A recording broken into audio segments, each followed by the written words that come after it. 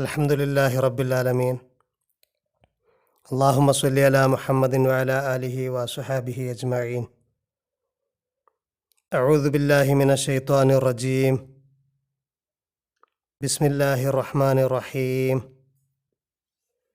ثم أفيضوا من حيث أفاض الناس واستغفروا الله إن الله غفور رحيم. സദഖല്ലാഹുൽ അലിയുൽ അളീം. ഹജ്ജിൻ്റെ കർമ്മങ്ങളെക്കുറിച്ചാണ് പറഞ്ഞു വരുന്നത്. ഹജ്ജിൻ്റെ പ്രധാനപ്പെട്ട ലക്ഷ്യം നോമ്പിൻ്റെ കാര്യത്തിൽ പറഞ്ഞതുപോലെ തന്നെ തഖ്വയാണ്.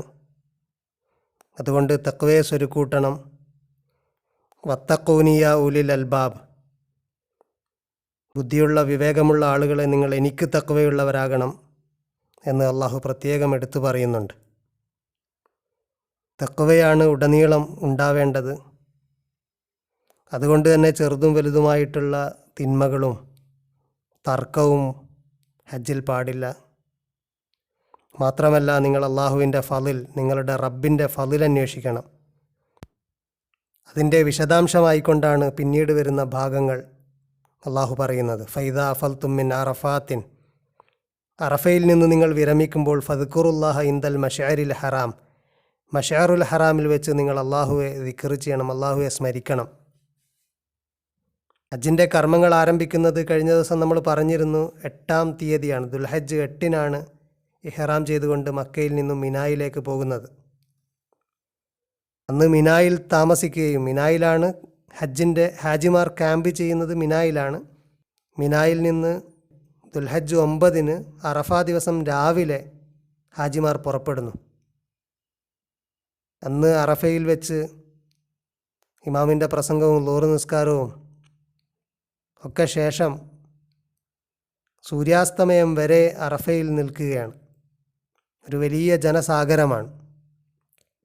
അങ്ങനെ അവിടെ നിന്ന് നിങ്ങൾ ഒഴുകുമ്പോൾ, ജനസാഗരം അവിടെ നിന്ന് ഒഴുകുമ്പോൾ, അവിടെ നിന്ന് സൂര്യാസ്തമയത്തിന് ശേഷം പോകുന്നത് മുസ്ദലിഫയിലേക്കാണ്. മുസ്ദലിഫയിൽ വെച്ചാണ് ഇശായും മഗ്രിബും ഒക്കെ നിസ്കരിക്കുന്നത്. അവിടെ താമസിച്ച് രാവിലെ തന്നെ നേരത്തെ സുബ്ഹി നിസ്കരിച്ച് അവിടുന്ന് പുറപ്പെടണം. അവിടുന്ന് പുറപ്പെട്ട് പ്രവാചകൻ സല്ലല്ലാഹു അലൈഹി വസല്ലമ നിന്നിരുന്ന ഒരു ചെറിയ കുന്നിൻ്റെ ഭാഗമുണ്ട്. അവിടെയാണ്, ആ ഭാഗത്തെയാണ് മശ്അറുൽ ഹറാം എന്ന് പറയുന്നത്, ഇന്ന് പള്ളി സ്ഥിതി ചെയ്യുന്ന ഭാഗം. അവിടെ തങ്ങി അള്ളാഹുവോട് പ്രത്യേകമായിട്ട് ദുആ ചെയ്യണം, ദിക്ർ ചെയ്യണം. അത് പ്രവാചകൻ്റെ ചര്യയിൽപ്പെട്ടതാണ്. അള്ളാഹു പ്രത്യേകം എടുത്തു പറഞ്ഞതാണ്. അതാണ് അള്ളാഹു പറയുന്നത്. അള്ളാഹുവിൻ്റെ ഫളിൽ അന്വേഷിക്കുന്നതിൻ്റെ ഭാഗമാണത്. ഫദ്കുറുല്ലാഹ ഇൻദൽ മശ്അരിൽ ഹറാം, മശ്അറുൽ ഹറാമിൽ വെച്ച് നിങ്ങൾ അള്ളാഹുവിനെ ദിക്ർ ചെയ്യണം. ഈ കാര്യമായിരുന്നു കഴിഞ്ഞ ആയത്തിൽ പറഞ്ഞത്. അതിനെ തുടർന്ന് തന്നെ അള്ളാഹു പറയാണ്, സുമ്മ അഫീലു മിൻ ഹൈസു അഫാലന്നാസ്, അതോടൊപ്പം ജനങ്ങൾ പുറപ്പെടുന്ന വിധം, ജനങ്ങൾ പുറപ്പെടുന്ന ഇടത്ത് നിന്ന് നിങ്ങൾ പുറപ്പെടണം. മിൻ ഹൈസു എന്നതിൻ്റെ പുറപ്പെടുന്ന ഇടം, ഫ്രം വേർ എന്ന അർത്ഥത്തിന് പുറമെ, അല്ലെങ്കിൽ അതിനേക്കാൾ ഉപരിയായിട്ട്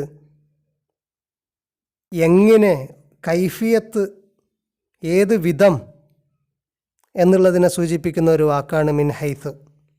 ജനങ്ങൾ പുറപ്പെടുന്ന ഇടത്തു നിന്ന് എന്നതിനേക്കാൾ ഉപരി ജനങ്ങൾ പുറപ്പെടുന്ന വിധം നിങ്ങൾ പുറപ്പെടണം. ഖുർആനിൽ അത്തരത്തിൽ മിൻ ഹൈസു എന്ന് ഒരുപാട് സ്ഥലത്ത് കൈഫിയത്തിനെ വിശദീകരിക്കാൻ വേണ്ടി, കൈഫിയത്തിനെ സൂചിപ്പിക്കാൻ വേണ്ടി വന്നതായിട്ട് നമുക്ക് കാണാം. സൂറ അൽ അറാഫിൽ അള്ളാഹു പറയുന്നുണ്ട്, ഇബിലീസിനെക്കുറിച്ച്, പിശാചിനെക്കുറിച്ച് പറയുമ്പോൾ പറയുന്നുണ്ട്, പിശാചും പിശാചിൻ്റെ ആൾക്കാരും നിങ്ങളെ കാണുന്നു. ഇന്നഹു യറാക്കും ഹുവ ഖബീലുഹു, അവനും അവൻ്റെ ആൾക്കാരും നിങ്ങളെ കാണുന്നു. മിൻ ഹൈസു ലാ തറൗനഹു, നിങ്ങളവനെ കാണാത്ത വിധത്തിൽ. മിൻ ഹൈസു എന്നാണ് അവിടെ. മിൻ ഹൈസു ലാ തറൗനഹു, നിങ്ങളവനെ കാണാത്ത വിധത്തിൽ അവനും അവൻ്റെ കൂട്ടാളികളും നിങ്ങളെ കാണുന്നുണ്ട്. അതുപോലെ സൂറ അൽ ഹഷറിൽ കാണാം. ഈ ആയത്ത് മുമ്പ് നമ്മൾ പരാമർശിച്ചതാണ്. യഹൂദികളെക്കുറിച്ച് പറയുന്ന സമയത്ത് നമ്മൾ ഈ ആയത്ത് പറഞ്ഞതാണ്. ഫാത്താഹുമുല്ലാഹു മിൻ ഹൈസു ലം യഹ്തസിബു, അവർ കണക്ക് കൂട്ടാത്ത വിധത്തിൽ, അവർ ആലോചിക്കാത്ത വിധത്തിൽ അള്ളാഹു അവരുടെ അടുത്ത് ചെന്നു, അഥവാ അള്ളാഹുവിൻ്റെ ശിക്ഷ അവരെ ബാധിച്ചു എന്ന് പറയുമ്പോൾ ഫാത്താഹുമുല്ലാഹു മിൻ ഹൈസു ലം യഹ്തസിബു, അവർ കണക്ക് കൂട്ടാത്ത വിധത്തിൽ, മിൻ ഹൈസു എന്നാണ് അവിടെ പറഞ്ഞിരിക്കുന്നത്. ഇങ്ങനെ ഒരുപാട് സ്ഥലങ്ങൾ മിൻ ഹൈസു എന്ന ഫ്രേസ് അതൊരു പ്ലേസിൻ്റെ, ഒരു മക്കാനിൻ്റെ ലർഫല്ല, ഒരു അഡ്വേബിയൽ ഫ്രേസ്, ഒരു പ്ലേസിനെ കുറിക്കാനുള്ള, ഒരു സ്ഥലത്തെ കുറിക്കാനുള്ള ഫ്രേസ് എന്നതിനേക്കാൾ ഉപരി കൈഫിയത്തിനെ കുറിച്ച് പറയാനാണ് ഖുർആനിൽ കൂടുതലായിട്ട് വന്നിട്ടുള്ളത്. അതുകൊണ്ട് ഇവിടെ അള്ളാഹു പറയുന്നത് മൊത്തം ജനങ്ങൾ എപ്രകാരമാണോ പോകുന്നത്, പുറപ്പെടുന്നത്, അപ്രകാരം നിങ്ങളും പുറപ്പെടുക. ഇങ്ങനെ പറയാൻ ഒരു കാരണമുണ്ട്. ഖുറൈശികളായ ആളുകൾ മൊത്തം ജനങ്ങളോടൊപ്പം ചേർന്നുകൊണ്ട് പുറപ്പെട്ടിരുന്നില്ല എന്ന് ചില റിവായത്തുകളുണ്ട്. ഞങ്ങൾ മക്കയുടെ അല്ലെങ്കിൽ ഹറമിൻ്റെ സംരക്ഷകരാണ് എന്നൊക്കെ പറഞ്ഞുകൊണ്ട് അവർ അറഫയിൽ സമ്മേളിക്കാനോ അറഫയിൽ നിന്ന് പുറപ്പെടാനോ ഒന്നും ജനങ്ങളോടൊപ്പം ചേർന്നുകൊണ്ട് ചെയ്തിരുന്നില്ല എന്ന് പല റിവായത്തുകളിലുമുണ്ട്. അതുകൊണ്ട് എങ്ങനെയാണോ ഇബ്രാഹിം അലൈഹിസ്സലാമും അതിനെ തുടർന്ന് അനേക തലമുറയിലെ സജ്ജനങ്ങളായ ആളുകളൊക്കെ ചെയ്തിരുന്നത്, ഇപ്പോഴും ഭൂരിപക്ഷം ആളുകൾ എങ്ങനെയാണോ ചെയ്യുന്നത് അപ്രകാരം തന്നെ ജനങ്ങൾ എപ്രകാരമാണോ പുറപ്പെടുന്നത് അപ്രകാരം നിങ്ങളും പുറപ്പെടുക. വസ്തഗ്ഫിറുല്ലാഹ്, നിങ്ങൾ അള്ളാഹുവിനെ ഇസ്തിഗ്ഫാർ ചെയ്യുക. ഇന്നല്ലാഹ ഗഫൂറുർ റഹീം, തീർച്ചയായിട്ടും അള്ളാഹു വളരെയേറെ പൊറുക്കുന്ന കാരുണ്യമുള്ള ആളാണ്.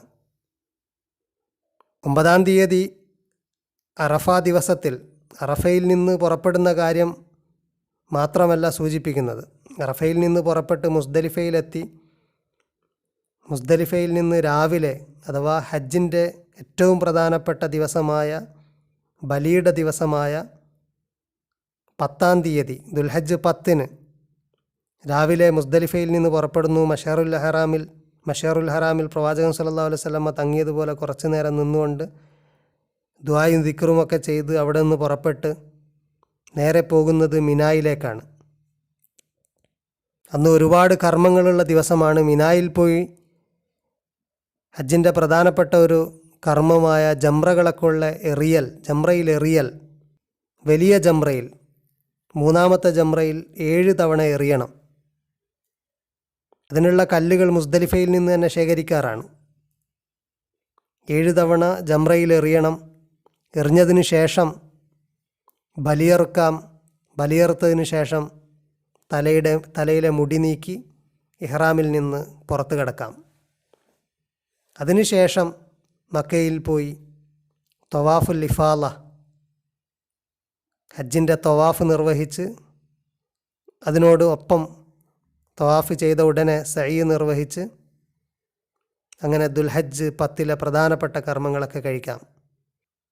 പിന്നെ ഹാജിമാർ മിനായിൽ 2-3 ദിവസം താമസിക്കുന്നു. 3 ദിവസം താമസിക്കുകയാണ് ദുൽഹജ്ജ് 11, 12, 13 ദിവസങ്ങളിൽ. അതാണ് അടുത്ത ആയത്തിൽ അള്ളാഹു പറയുന്നത്, ഫൈദാ ഖളൈതും മനാസിക്കക്കും, നിങ്ങളുടെ ഹജ്ജിൻ്റെ കർമ്മങ്ങളൊക്കെ നിങ്ങൾ പൂർത്തിയാക്കി കഴിഞ്ഞാൽ, മനാസിക് ഹജ്ജിൻ്റെ എല്ലാ കർമ്മങ്ങളുമാണ് ഉദ്ദേശിക്കുന്നത്. അതായത് ബലിയറുത്ത് നിങ്ങൾ ഇഹ്റാമിൽ നിന്ന് വിരമിച്ചാൽ, ഫദ്കുറുല്ലാഹ കദിക്രിക്കും ആബാഅക്കും ഔ അശദ്ദ ദിക്റ, നിങ്ങൾ നിങ്ങളുടെ പിതാക്കളെ ഓർക്കും പോലെ അല്ലെങ്കിൽ അതിനേക്കാൾ നിങ്ങൾ അള്ളാഹുവിനെ ഓർക്കണം. ഹജ്ജിൻ്റെ പ്രധാനപ്പെട്ട ഈ കർമ്മങ്ങളൊക്കെ കഴിഞ്ഞാൽ പിന്നെയുള്ള 2-3 ദിവസങ്ങളിൽ അവിടെ നടന്നിരുന്നത് വലിയ കവി സദസ്സുകളും പ്രസംഗ സദസ്സുകളുമൊക്കെയാണ് എന്ന ചില റിവായത്തുകളുണ്ട്. ഓരോ ഗോത്രക്കാരും അവരുടെ പാരമ്പര്യത്തെക്കുറിച്ചും അവരുടെ പൂർവ്വപിതാക്കളെക്കുറിച്ചുമൊക്കെ സ്മരിച്ചുകൊണ്ട് കവിതകളും അതുപോലെയുള്ള ചില ഒത്തുകൂടലുകളാണ് അവിടെ നടന്നിരുന്നത്. അതുകൊണ്ടാണ് അള്ളാഹു നിങ്ങൾ അങ്ങനെ ചെയ്യുന്നതിനേക്കാൾ നിങ്ങൾ എങ്ങനെയാണോ നിങ്ങളുടെ പിതാക്കളെയൊക്കെ ഓർക്കാറുള്ളത് അതുപോലെയോ അല്ലെങ്കിൽ അതിനേക്കാളോ നിങ്ങൾ അള്ളാഹുവിനെ സ്മരിക്കുന്നതിൽ മുഴുകണം ബാക്കിയുള്ള ദിവസങ്ങളിൽ എന്നാണ് അള്ളാഹു പറയുന്നത് എന്നതാണൊരു വ്യാഖ്യാനം. അള്ളാഹുവിനെ നിങ്ങൾ കൂടുതലായിട്ട് ഓർക്കണം. നിങ്ങൾ ഈ ഹജ്ജിൻ്റെ കർമ്മങ്ങൾ കഴിഞ്ഞാലും നിങ്ങൾ അള്ളാഹുവിനെ കൂടുതലായിട്ട് ഓർക്കണം എന്ന് പറഞ്ഞ് അള്ളാഹു പറയുന്നു, ഫമിനന്നാസി, ജനങ്ങളിലുണ്ട്, മൻ യഖൂലു റബ്ബന ആതിന ഫിദ്ദുന്യ, ദുനിയാവിൽ എനിക്ക് നൽകണേ എന്ന് പറയുന്ന ആളുകളുണ്ട്. ദുനിയാവ് മാത്രം ആഗ്രഹിക്കുന്ന ആളുകൾ ജനങ്ങളിലുണ്ട്. പറയുന്നവരുണ്ട് എന്ന് പറഞ്ഞാൽ അങ്ങനെ പ്രാർത്ഥിക്കുകയും അങ്ങനെ മാത്രം ആഗ്രഹിക്കുകയും ചെയ്യുന്ന ആളുകളുണ്ട്. എന്നാൽ വമാലഹു ഫിൽ ആഖിറത്തി മിൻ ഖലാഖ്, ആഖിറത്തിൽ അവർക്ക് യാതൊരു വിഹിതവുമില്ല. ദുനിയാവ് മാത്രം ആഗ്രഹിക്കുന്നവരാണ്. ഹജ്ജിന് വന്നാലും അവരുടെ ഉദ്ദേശം ദുനിയാവ് മാത്രമാണ്. അള്ളാഹു അവൻ്റെ ഫളൽ അന്വേഷിക്കാൻ പറഞ്ഞത് ദുന്യവിയായ കാര്യത്തിനല്ല എന്ന് പറയാനുള്ള കാര്യം അതാണ്. ഹജ്ജ് കൊണ്ട് ഉദ്ദേശിക്കുന്നത് അള്ളാഹുവെ കൂടുതലായിട്ട് സ്മരിക്കുകയും കൂടുതൽ തഖ്വയുണ്ടാവുകയും കൂടുതൽ ദുആയിലും ഇബാദത്തുകളിലും മുഴുകാനാണ്. അങ്ങനെ ഹജ്ജിൻ്റെ എല്ലാ കർമ്മങ്ങളും കഴിഞ്ഞാലും നിങ്ങൾ അവനെ ധാരാളമായിട്ട് സ്മരിക്കണം. നിങ്ങൾ നിങ്ങളെ പിതാക്കളെ സ്മരിക്കാറുള്ളത് പോലെ അല്ലെങ്കിൽ അതിനേക്കാൾ കൂടുതലായിട്ട് നിങ്ങൾ അള്ളാഹുവിനെ സ്മരിക്കണം. എന്നാൽ ജനങ്ങളിൽ ദുനിയാവ് മാത്രം ആഗ്രഹിക്കുന്ന ആളുകളുണ്ട്. അവർക്ക് ആഖിറത്തിൽ യാതൊരു വിഹിതവും അവർക്കില്ല. എന്നാൽ വമിൻഹും, ജനങ്ങളിൽ, മൻ യഖൂലു റബ്ബന ആതിന ഫിദ്ദുന്യ ഹസന വഫിൽ ആഖിറത്തി ഹസന വഖിന അദാബന്നാർ, ഞങ്ങളുടെ റബ്ബെ, ദുനിയാവിൽ ഞങ്ങൾക്ക് നന്മ നൽകണം, ആഖിറത്തിലും നന്മ നൽകണം, ഞങ്ങളെ നരകത്തിൽ നിന്ന് നീ രക്ഷിക്കണം എന്ന് പറയുന്ന ആളുകളുണ്ട്. ആഖിറത്തിനെ മോഹിച്ചുകൊണ്ട് ദുനിയാവിലും ആഖിറത്തിലുമുള്ള നന്മ ചോദിക്കുന്ന ആളുകളുണ്ട്. അവർക്കാണ് അവർ സമ്പാദിച്ചതിൻ്റെ വിഹിതമുള്ളത്. ഉലായിക ലഹും നസീബു മിമ്മാ കസബു, അവർക്കുണ്ട് അവർ സമ്പാദിച്ചതിൻ്റെ വിഹിതം. അവർ നേടിയെടുത്തതിൻ്റെ ഓഹരി അവർക്ക് ദുനിയാവിലും ആഖിറത്തിലും അള്ളാഹു പ്രതിഫലമായിട്ട് നൽകുന്നതാണ്. വല്ലാഹു സരീഉൽ ഹിസാബ്, അള്ളാഹു അതിവേഗം കണക്ക് നോക്കുന്നവനാണ്. പെട്ടെന്ന് കണക്ക് നോക്കിക്കൊണ്ട് ഇവിടെ നൽകേണ്ടത് ഇവിടെയും പിന്നത്തേക്ക് മാറ്റിവെച്ചുകൊണ്ട് ആഖിറത്തിലും അള്ളാഹു നൽകുന്നവനാണ്. അതുകൊണ്ട് ക്വിക്കായിട്ട് വളരെ പെട്ടെന്ന് കണക്ക് നോക്കി തീർപ്പ് കൽപ്പിക്കുന്ന ആളാണ് അള്ളാഹു. ദുനിയാവും ആഖിറവും രണ്ടിലെയും നന്മകൾ ചോദിക്കുന്ന ആളുകൾക്ക് അവരുടെ സമ്പാദ്യത്തിൻ്റെ വിഹിതം അള്ളാഹു നൽകുന്നതാണ്. ഹജ്ജിൻ്റെ മനാസിക്കുകളൊക്കെ കഴിഞ്ഞതിന് ശേഷമുള്ള കാര്യങ്ങൾ അടുത്ത ആയത്തിൽ വരുന്നുണ്ട്. ഇൻഷാ അല്ലാഹ് വരുന്ന ക്ലാസ്സിൽ നമുക്കത് പറയാം. വാഖിർ ദഅവാനാ അൽഹംദുലില്ലാഹി റബ്ബിൽ ആലമീൻ.